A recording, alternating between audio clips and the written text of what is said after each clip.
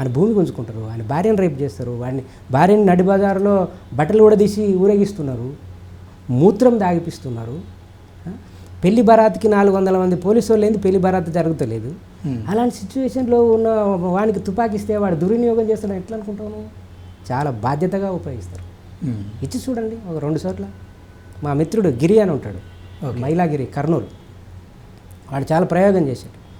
తుపాకీ కావాలని చెప్పి లైసెన్స్ కోసం పెట్టాడు. లైసెన్స్ కోసం పెట్టిన లైసెన్స్ వస్తే మళ్ళీ నెక్స్ట్ ఏం చేయాలి, తుపాకీ కావాలిగా. తుపాకీ కొనుక్కోవాలంటే అప్పట్లో ఒక పిస్టల్ 65,000 70,000 ఉంది. బ్యాంక్ లోన్కి పోయాడు, నాకు తుపాకీ కొనుక్కోవాలి లోన్. ఓకే. లేవంటే వీళ్ళకి తుపాకుల ఆకలి, అది నెసెసిటీ. వీళ్ళకి తుపాకులు అనేది షోకు కాదు. చాలామందికి తుపాకులు అంటే షోకు. ఓకే. వీళ్ళకి షోకు కాదు, అవసరం. అక్కడ ఆయుధం లేకుండా బతకలేనటువంటి పరిస్థితి. జంగల్